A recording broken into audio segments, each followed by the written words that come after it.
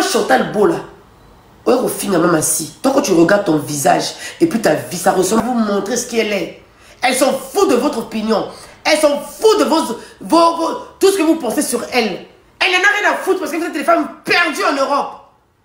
Aujourd'hui, elle connaissait ce qu'elle voulait, ce qu'elle valait dans sa vie. Elle est restée calme. Aujourd'hui, c'est Madame Olomide. Ora, ça ne bouge pas.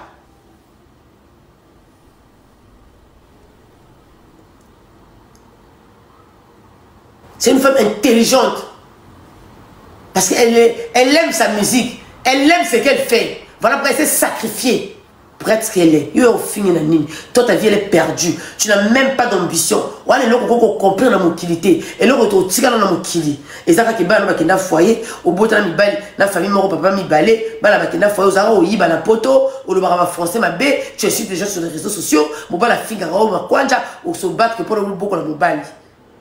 C'est ce que nous, on a dans nos têtes.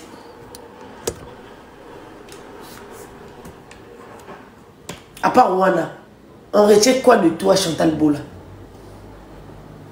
On retient quoi de toi? On retient quoi de meilleur que tu as fait ici? On retient quoi? CV pourri. Ta vie, elle est pourrie dans la merde. Au lieu de s'intégrer, d'avoir un homme qui serait là pour toi, qui va représenter, qui va prendre soin de tes enfants, qui va prendre soin de ton père qui était voleur, vendeur de manga. Tu te retrouves dans un foyer de misère que tu ne peux même pas t'en débarrasser parce que tu ne peux pas. Au fond,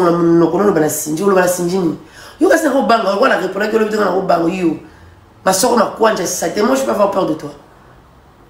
Yo, ngana banga la banga yo, moi. Et là, on va s'attendre à rapporter au côté de la pote, on va le biso. Tant que tu as parlé de moi, je ne peux pas avoir peur de toi. Non, bah, on a mis. Ou Soumara Dragon. C'est là qu'on a sali toi, nous sommes. Pour exemple, par rapport à Mangeso, une des 3 des Ngeso, je ne peux plus parler des bêtises à 2 balles. Parce que je commence à représenter les 2 pays.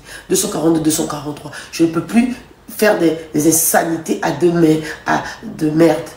Je vais te décortiquer que tu es une fille perdue dans la société, que tu es une fille que tu n'as rien fait dans ta vie. Tu as foutu ta vie en l'air.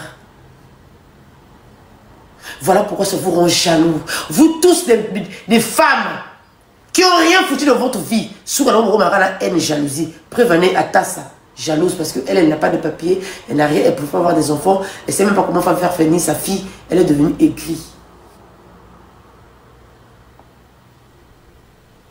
Chantal Bola, avec tous les mabanga, oh, viens dans la Hervé Gola, viens dans la Ferré Gola, bois tu as quoi?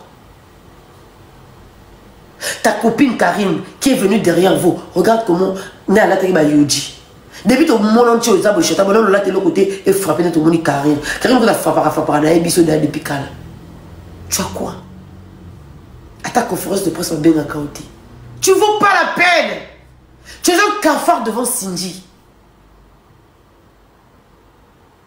Si c'est qui n'a pas pu, l'autre côté, comment vous voulez que Kofi vous contacte? C'est même moi la promotion. Vous ne valez pas la peine. Exemple, toi, quand tu regardes ton visage là, quand tu te regardes dans le miroir, Chantal Bola, tu peux ouvrir ta bouche de parler de Cindy?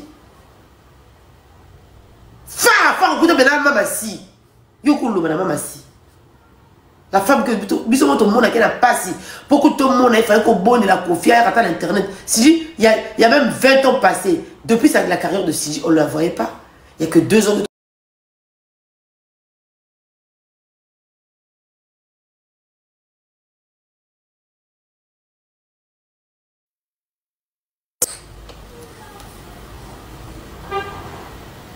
Quand tu sais ce que tu es, tu n'as pas besoin de montrer aux gens. Sidi, c'est le genre de femme, elle sait ce qu'elle veut.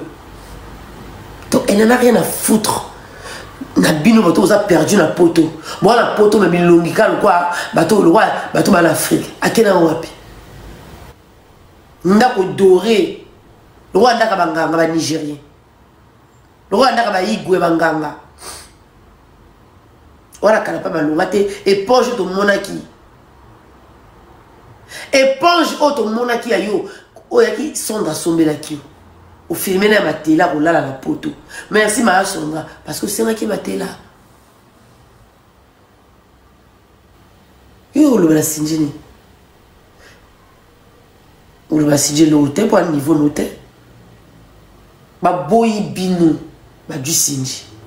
Moi bon comprendre que c'est pas la beauté qui fait une femme. C'est pas qu'on l'a la mobile qu'on lia ba de on lia ba nié ba ngenja. Il y a trésor. Hein?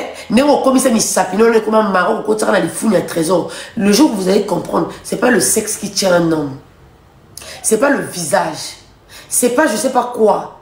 C'est que tu donnes à ton homme que cet homme va rester.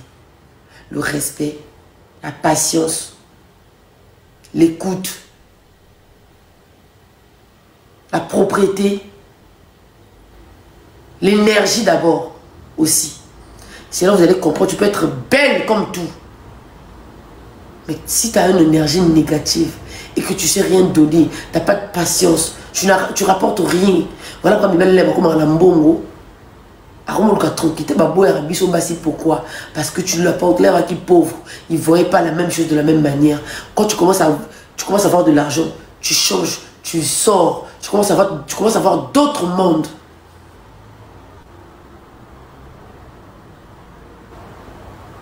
Mama Si, c'est une femme qui se respecte. Elle est très très belle. Elle a des petits trains, elle a un petit nez, elle a une petite bouche, elle a des yeux très aux yeux. Hein? Très discrète. Elle ne peut jamais trahir Kofi Olomide. Et Kofi, il a vu dans cette femme une sérénité. Vous pouvez tout dire, tu signes le cœur. Ça ne va pas changer. Ce que l'amour que Kofi a sur Cindy le cœur. Oui, elle est arrivée, elle était femme de Bolobi Mola Moussala. Elle est arrivée, elle n'avait rien. Elle était rien. Mais aujourd'hui, c'est Madame Olomide.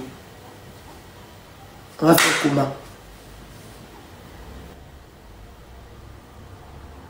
Donc, beaucoup, ça va passer sous Soukoutou. Oh, mais ça va les passer cadavelés. Les passer sombres. Le roi la foufou, il y a beauté divine. Le passé sombre, le roi Libouma Bibi, il y a Maria. Bakata, opération, c'est qui a Liboso. C'est qui a Simao. C'est qui a Kaboseo. Le passé sombre, le roi Libouma Maria. Donc, vous avez cette opération Bibi, ces animes, ceux qui nous ont déchiré. À Cindy.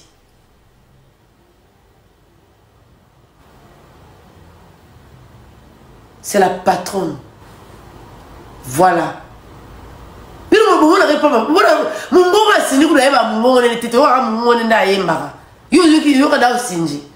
Je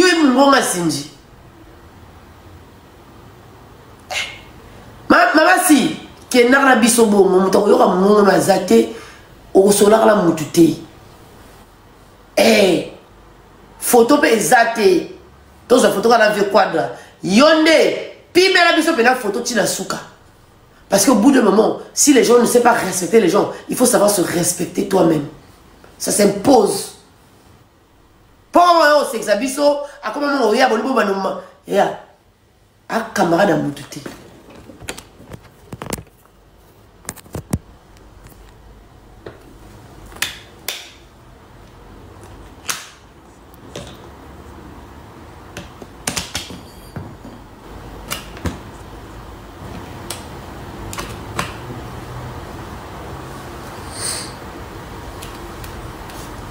Cindy, on dit, serre la chou, aza li boumou fracassé. Li boumou, on a truffe, il y a une zoku. Au fond, on connaît le balance Cindy, ce n'est camarade, non. Si vous voulez me manquer du respect, je vous ai dit, il y a dans la position aux Aramoutuya, Maman Lia, que je respecte. Mais si tu oses encore, il y a qu'au fin la signer 2-3 fois. Je vais m'attaquer à Lia. Voilà. Comme ça, ceux qui disent sont là au CPR là-haut. Yo, bomoni vidéo na ko fo finga o finga Sinja Seni neti sorti o finga Sinja Seni wale boza ka ndo ki bino to zo vite yo mo zo le to zo finga mutu lo kwa kuda njoto bakasi yo za njoto pete tu quoi yo za njoto pete wala mutu ka nini wala mobali nini wala nini bana kuto yo boto zo finga Sinja ki sita yo bota me bana no ba vana na yo te. Au beau temps, mais tu étais incapable de lever tes enfants comme une vraie femme qui élève les enfants à la maison. Tu parles à qui? Yo mboa ya ser la chou. Mboa ya chata libola. Mon roi sima. Ya beauté divine. Yo yo fo mon roi manani. Ma kole kone le roi Maria. Tu parles à qui? Eh boya o lobela rabatu pe ne boza rabaki to. Boya rappe ma bubu to tala kabinot. Boya ma bubu pe to tala kedo. Moi si kana kitoko kati kitoko. Oui, ma bumbo tout à la cabinoté. Malgré la bouquet, je m'assume. Parce qu'on ne peut pas tous être pareil. Oui, un peu bouette. Oui, un peu bouette.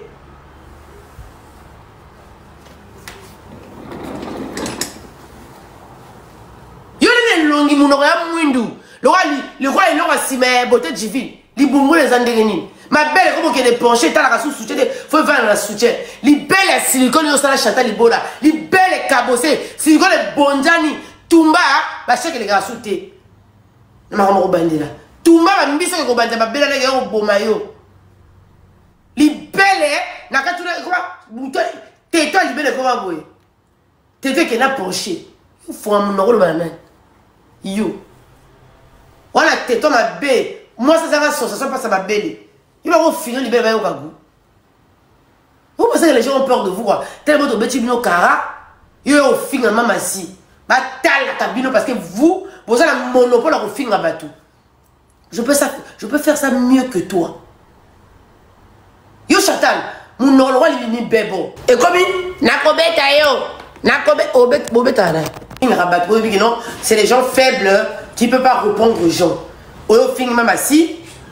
Balobeloté. Tu oses, tu insultes, j'attaque. Voilà, le respect est réciproque. So, il va finir à binoter. Mais nous pouvons finir la tête, tout ça la banalise. Hein? Je promets.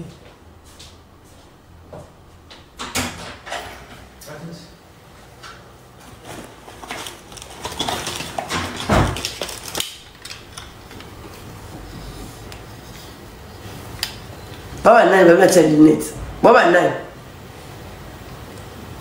Baba Nani. Vous êtes qui?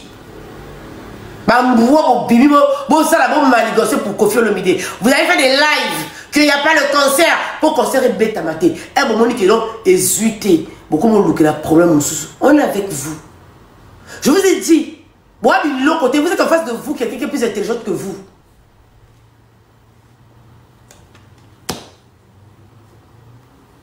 Je vous avais promis que non. Vous êtes en face de vous quelqu'un qui est plus intelligent que vous, plus cultivé que vous.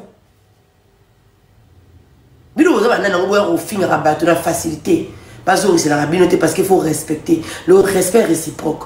Tu t'attaques à Sinji le cœur, je m'attaque aux gens au côté de la part.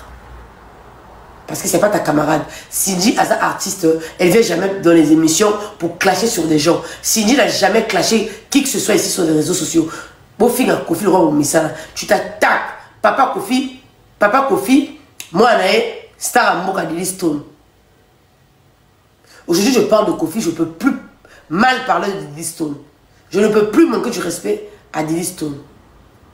Jamais je viendrai encore insulter Diddy Stone. Je dis et je répète, si on vous envoie, on a dit qu'à la tombe, on l'a mouki, on va dire au finga, on va dire une photo dans la Kofi, on doit s'attaquer à Kofi. Toi, je t'attaque à Sinji. Je sors sur toi. Je fracasse toi et ton mari et tes enfants. Je fracasse. On est là, la miniature. Faut la banga dans souvenir au film à Sinji. Chatabola. Bilo on va banga. Bilo mi libre avec la tanga. Faut la mon a solo. Je te mets en défi. Faut la mon au film à Sinji. Ou l'uxara na poto.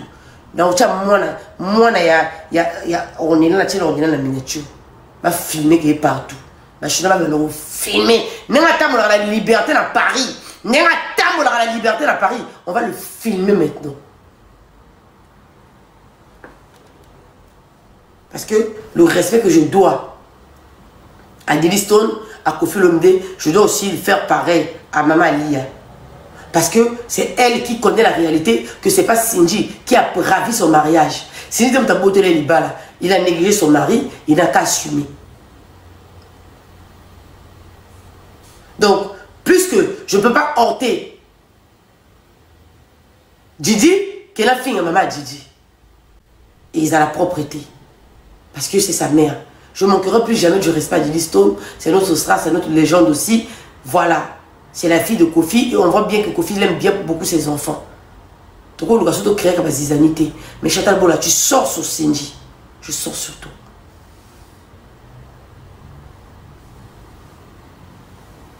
Et aux autres filles, rassure-toi que tes enfants sont belles. Et aux autres filles à Sinji, rassure-toi que tes balles sont bien taillées. Qui peut avoir peur de toi? Moi, yo na la banga yo. Yo pena Chantal. Walo ki zengi. Walo le to boko la mobile mobile fingo ma soko ma kwanja.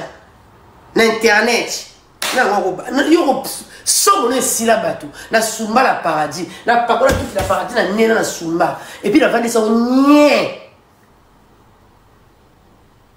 On va dire on le va makabla ngate mozongi so finanga na sumba la pakola tout fina paradis na suba na lesa na yokso na nyukuti sa yo sumba langa na zanga mo na paradis na nena na paradis na sumba o chatte mo ba o finanga na bibela finga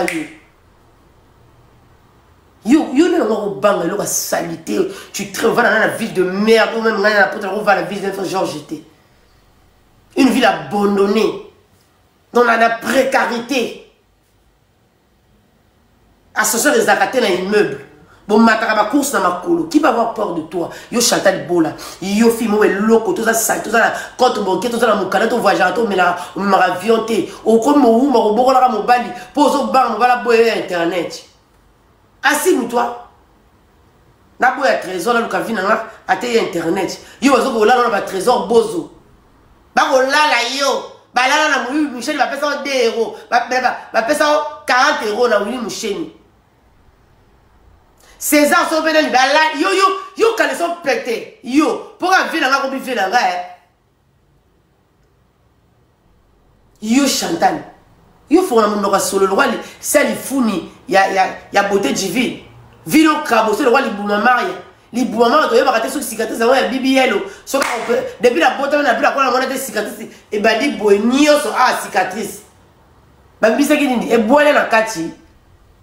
Hein? On a vu compliqué le roi, la vie, le roi, les boumamans. Hein? Tu vas rater sur les arabes. On a vu compliqué le roi, les boumamans, Tumba. On a connaissé le roi, le Maria. Ma colombe, je te la sais. Hein? T'as ma colombe, Manjaka Billet, le roi, Drépano. Yo, ba banga yo Chantal. Po yo zana na ngoma yabi tumba ma po zika na kata banjaka leso ko ba sola be pis. 20 ans la poto. Yo finga Sinji, ba tala kabino tu touches encore à Sinji. Consulter la bas à la hauteur, ba mon appelle que image a même changé. Nga ka ba na ba le français. Je fais quand même des efforts, je dis que non, je vais plus insulter les insanités. Depuis la bandine les autres et l'eau ka simaïtel, je vais plus sortir les insanités dans la bouche. Mais je dis et je répète, Serre Lachou, alias Makwanja, tu touches à Sinji, je sors sur toi. Mais voilà, monopole, tu es beau finger, tu la cabine. Il y a passer à Sinji, et ça va passer l'artiste à la bino. On se voit Sinji à traverser quel Gabon est mort, à quel Libreville est mort, à quel Brazza on retire à ma soko. Aussi mon ango, na ko tout le monde munoro mwindu diambe. Aussi mon Cindy à quel canot rapide, bâtir les canaux privés, quand ça quelque chose à cop, nous tout le saté. Boye binga pe, bo silanga. Aussi mon Cindy le plus zakabwe, à la ti coupa mon coussé. Aussi mon Cindy la salité. Aussi on a Cindy na nganda. Aussi on a Cindy na bar Na fête mon anniversaire. Yo basama ba kwanja yo Chantal. Et le roi moi baluba. Yo so mona Cindy yo, vous blaguez avec qui? Je suis avec vous. Voilà frappa bango. Bon le vela ka so mona Cindy, ala muki na tongo kofi azate na radisson na braza. Ako pepa. Ba ko bete ba gola ko pepa na terrasse à hôtel. C'est une femme, on doit le respecter. Elle mérite beaucoup du respect. C'est parce qu'elle fait la fierté d'une femme congolaise. La seule femme, la star congolaise, qui n'a été jamais vendue pour l'argent. Mboa Chantal Ibole, le roi Mboa Balouba. Tal le moulay, le roi Tirex. Il y a encore la vie ratée comme ça, une fille ratée de tout genre. Une fille qui est foutue, ratée. Elle même pas content, elle même pas content, elle n'est que souke là. Moi, je n'ai pas de côté. Conférence de presse, il y a qui restreint. Car il a se présenté. Bino, tu finger abattoir. Mon nom est finger raté. Vous gagnez la barane. Vous pouvez apporter quoi dans la société? On peut insulter, on peut faire d'autres délires, mais Kofi, c'est que non, s'il faut quelqu'un, Karine Fazal. Bino, vous pouvez créer quoi? Les cervelés comme ça.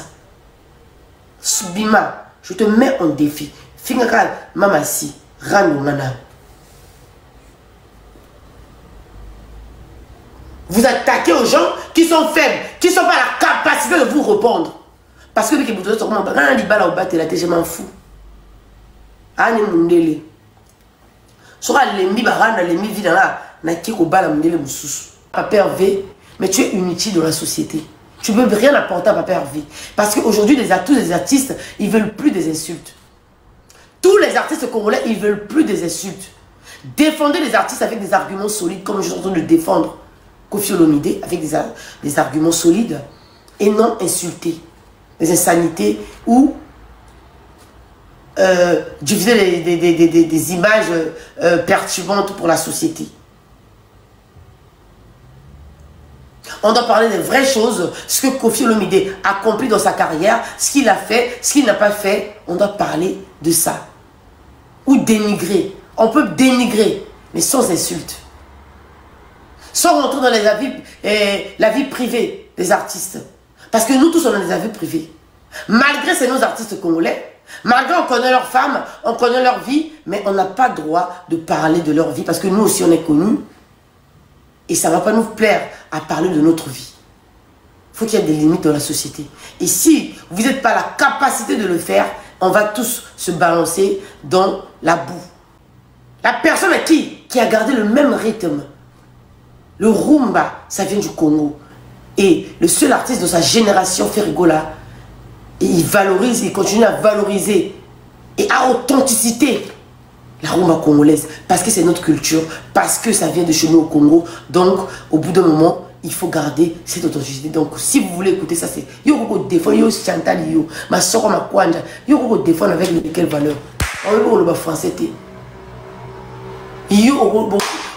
La société de la Sarate, oh, il faut tout calculer tactile comment à comment on la Kofi, Miguel, Kochiboué, et Zoyi Boué, hein? Il faut que tu là-bas tout sort. Beaucoup de gens forcer mais locaux on a 2 minutes pour trouver solution. Tout la jalousie vous t'aimez parce que vous n'avez jamais eu le temps de parler avec Koffi Olomide en vidéo. Mais Dieu fait grâce à qui il veut. Enlevez ça dans vos cervelles à 2 balles. Que pour la balle l'obélayo pose à la unité de la société. Il faut ça monnaie. Aujourd'hui, grâce Coutinho, son excellence, grâce Coutinho, ministre à jeunesse, elle a quel âge? Même pas 35 ans. Aujourd'hui, Moutamba qui se fait menacer. Qu'aujourd'hui, Fati, il a peur de Moutamba parce qu'ils se sont menacés. Il a quel âge? À Moukete, continuez à rêver dans la vie. Continuez à être cervelé. Que Dieu, il faut différencier les alaka. Pourquoi vous battez tous ces cabinotés? Que Kondae, voilà, vous êtes intéressé. Parce que vous êtes complexé. Parce que vous-même, vous n'aimez pas votre taille. Vous n'aimez pas ce que vous êtes. Et vous pensez que moi, je peux rentrer dans votre jeu. Je ne vais jamais prendre des pilules pour grossir. Je ne vais jamais envier qui que ce soit. Ma perruque que je mets tous les jours, c'est à moi, je l'aime, je mets.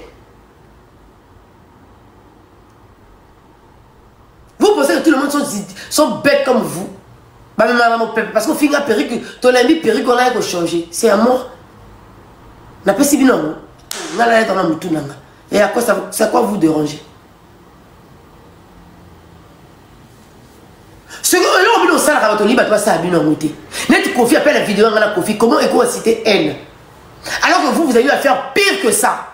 Moi je ne connais pas la vie de Kofi Olomide. J'ai jamais vu Kofi Olomide. J'ai jamais bouffé son argent. Il ne m'a jamais aidé. Il ne me connaît ni de vue ni de près. Parce qu'il y a des gens qui ont fait Kofi. Si Kofi a été coaché à moi, il a vite. Binayo Bakali. L'histoire le roi Mamboua. On dit boua un groupe Maraboana. Boua et Kanga Maraboana, le roi Boua. Boua, les champions de Paris, ça a boule et Kangami Boy. Kofi a mis au poteau. Pour quelqu'un qui t'a aidé, que t'as bouffé, t'as été avec Kofi. Même s'il a sorti une lettre. Sois quand même reconnaissant. Aujourd'hui, je suis là grâce à Kofi Olomide. Il m'a valorisé. Il m'a valorisé. Bon, il y a la valeur au Kofi, on peut se rendre les Kanga. So tu as mis sur la migue, bah pour n'aller ta fali, bah tu fali boy et fanjo vanda. Tu tiens migue awa. Tu tiens na bakali. Même fanjo pour n'aller migue. Yo so ça laquelle prestance oyo le kinga ko Kofi à cause de la langue te yo ça laquelle importance. Yo ko ça la omboa ba ki je kufa. Depuis on peut le mot tchazemi. Il y a un peu de complément alimentaire kuna et vu ça ba hormone kuna ba taquer comme minene. Donc voilà pourquoi il a accepté même de me parler pendant même 1 minute. Parce qu'il a vécu plus que nous. Tu n'as pas de vécu plus que Kofi. Et peut-être tu n'auras même pas ça. Cette chose de vivre longtemps comme Kofi. Et donc, quand tu bouffes la monokonayo, on loba que Kofi, azuko lukani, bon Kofi n'est comme on bakala lukani panao. Moi j'ai des principes de la vie. Chose à ma yé le rosala principe wana. Quand on a la réciprocité, le réciproque. Tu m'aimes, je t'aime. Tu fais semblant, je fais semblant. Tu me montres l'amour, je te montre l'amour. Une fois que tu vas me montrer que tu es plus au-dessus que moi, je te dépose. Je ne discute avec personne. Et ça reste comme ça. Réciprocité, merci. J'ai eu à demander pardon avec Kofi Olomide.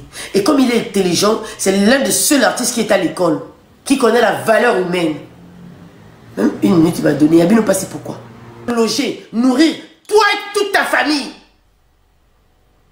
Tu ouvres ta bouche pour parler de Kofi Olomide, ça je peux t'accorder. Une fois encore. Mais tu t'attaques à Cindy, je m'attaque à toi et tes enfants, et ton mari, et la famille de ton mari. Au comprendre. Au bout d'un moment, tout Sarana, Kofi, il aime des gens. Quand tu es intelligent, tu vas comprendre que Kofi, il aime l'ambiance. Il aime son ambiance. C'est quelqu'un de très libre, libéré d'esprit.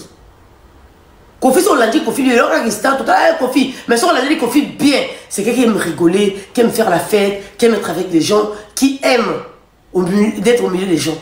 Bon, là, il image quelqu'un même sa carrière à Kofi. Il a fallu. Nani, nanda, koni. Na cuisine, tout le monde a dit, kuna. Na banzou, ni. Na nini. Oh, Kofi, qu'on vie. Oh, yaza la moté. Kofi va envier quoi? Chefali. L'homme il a eu même pas sur le bac à vous. Tato a dit qu'il même sa carrière na nini. Moi donc je pèse alors. Donc on a sur la Kofi, ce ça va retriquer. Donc cela on appelle vidéo. Nous tout n'a bien comme ma bien. Tout le monde le roi vocaliser que concert est bête on a la yebibi nous. Vocaliser que tout que le concert est bête pour que là on compte ça va dossier mais bobeti ndika. Maintenant la cuisine binoté. Bon on a rappelé toi on a la preuve de Lubaka. Pourquoi ça vous fait mal? Voilà. Bon, il vient bien. Bon, le concert, bon, tali pena, bon, au kotaka. Et ça va gérer au salaka. Bon, tali pena, oui, bien été Camille. Bon, comprenez que non, chaud, ma partie, bah, bon, on dit que oui. Bon, il se photo là, ex-copine, là, ça va, qui t'sanga. Fallait qu'à photo les biba pour taper qu'à ngita. Bah, ngita. Bah, joie, bah, ngaye. Le mot là, il était tossé, ma tibino. Qu'on fait un vie de l'année. Pour bien, on fait des fractures de la vie. Hein? On a fini à bien faire la zone. Actualité là. nakala Karine Mokondi dans l'équipe nous sommes finir phase le ndako bo finir eboye la fane ça bo finir ça la bota bo finir kumba te la kumbaka nana bino ko relève za assuré pour faire bota kala te mingi ya waze même beleze kota nana bino pe bo mesa na langa le tour même bota al présentation bino bébé Henriette nini bébé Sopenani bébé Chris Junior d'habitude on peut ça combo Moïse bébé Fati bébé Sopenani na Maouya bébé Jean-Claude to ebite combo qui coule ce qui bien na Maouya ka so bébé qui coule Jean-Marc qui coule Jean-Luc qui coule Ephraimi qui coule Glody to ebite Kukuli Mutamba Toye Bate Toye Banka Mukule Kukoma La lobby na bino. On est ici. Mutokima Mutazate. Voilà.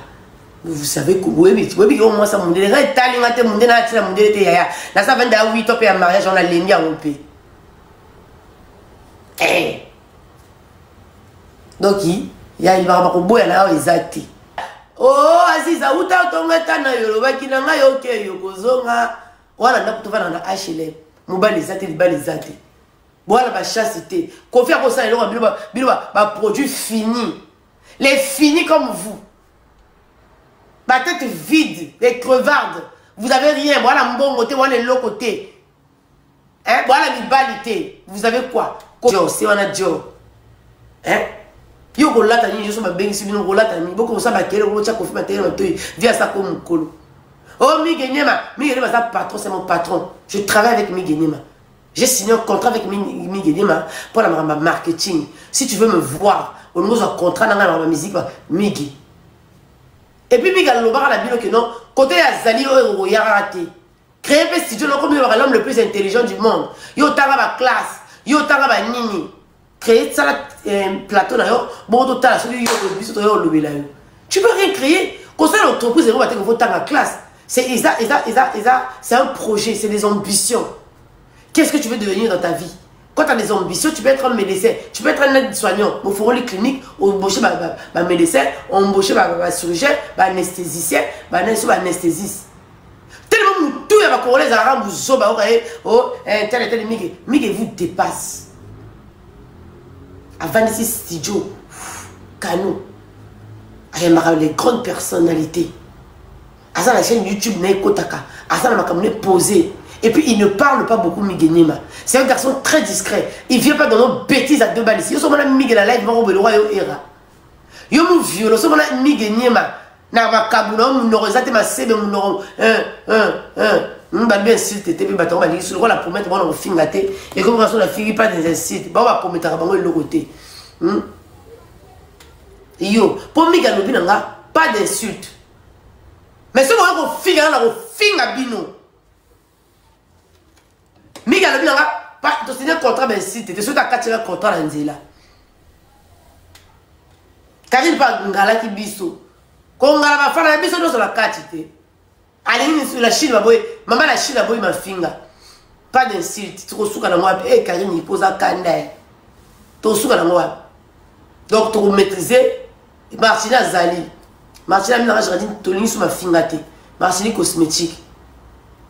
Donc, on a parlé à Martina aussi. C'est là que mission, on t'a migué. Tu as et là, Martina, une mission. Il faut contacter madame. Migué, ma femme, bête appelle la Martina cosmétique. Là, la zone qui est une mission, on a exigé. Martinique cosmétique nous a pas le pouce. Merci. Non, pour un bébé côté, même si il a mis sa batoute, il a la privé le bien l'ennemi. Il a mis la bande au cas la live pour balapa. Il a mis la live, on a zagi la CT. Eh, yaya, sur la matin qu'il live, on a un petit cabaret, on a carré la gagné les GG. Il y a un nza bazaka bolungo, il y a un cassé. Il y a la monica même à gagner, il y a un merci, c'est bien. Et bien, ça la carité. Donc, je disais ceci. Chantal Bola, respectez bande de yo. Si tu vas manquer du respect à Kofi Olomide, tu n'as pas même pas le droit de manquer du respect. Yo sur la ville où tu as un bal ou Kofi, qu'on soit olé makolo. De la mama, de la route, de la pipe de wolo. Hein? Hein? Cano! ah bah il va figate ah bah la figate on est bouillé et ya mige na ina content de 4 € pardon ya content la figate ora sa wete kozala ba maladie européen pardon surtout ça ndeni no ba mo figate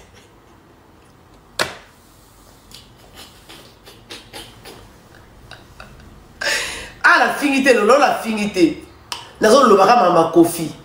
Puis nous avons l'angélica dans 5 minutes, nous avons sa promotion, nous avons fait un peu pour la banzembo. On a mati, à Colin Zembo, to tchet au bini. Tu mets ta chacho, tout ça, nous promotion. Le temps que nous avons fait, nous avons fait maman, nous avons fait à aucun tamola. Lucas, comment est-ce que foot tu t'es? Soit où tu le connais, la bimine à 16h, à quel foot? Mindel va monter ça, la bien terre. À quel moment, la foot? Si on a mis dans le foot, on a mis parti noir. Patin. Comme ça, on a patin. À Okotawa, 20h. Allié. À Kiolala. 6h à la mouki. Aucune de quitter. Hein?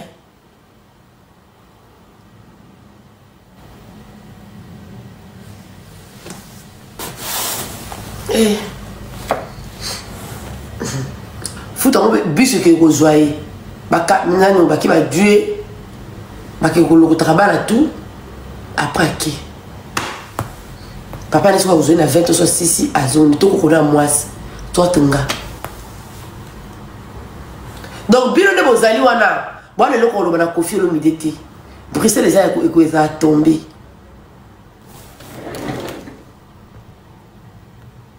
voilà Bruxelles vous allez tomber. Bruxelles vous allez tomber. Voilà.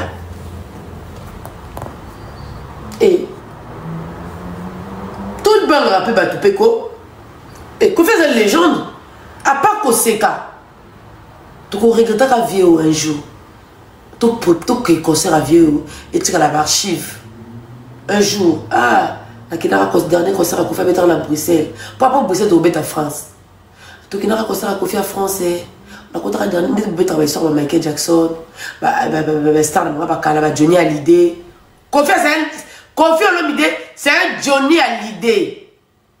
Francophone. Je discute avec personne. Il a vécu plus que eux tous, plus d'albums que eux tous, plus de chansons. Donc, on a la dictionnaire à Banzembo. Et ça, un moment où on fait l'excès qui est difficile avec sa famille, c'est très dur avec des enfants. Quand tes propres enfants sont à la c'est difficile. Je pense que pour un père qui a autant aimé ses enfants, tu as aimé une femme, je pense que c'est difficile. Avec l'âge, tu ne peux plus gérer tout au fait. Donc, ceux qui t'aiment, ils ont idée à confier le roi à Banzembo. Et, hein? Tabanze ma vie na biso o tabanze ma vie via za banzebo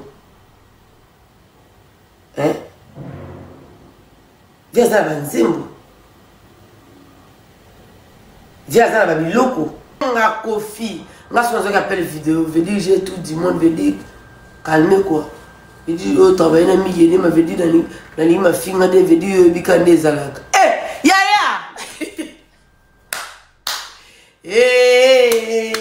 Yaya, matanga bala baleli.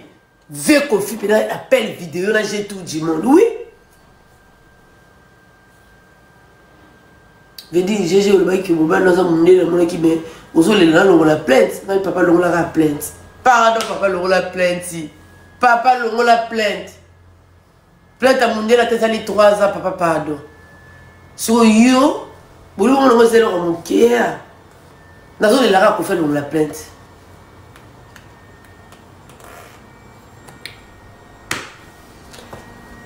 J'ai tout dit. Mon gars, c'est moi.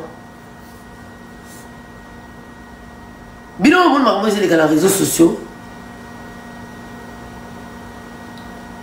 On a les Karine, tout ce que Karine a pu m'amouquer. Parce que Karine faut orienter, qui orienter quota. Fallait relever à la cirée. Si vous Karine là et bon la force à monter ma polele monter ma monene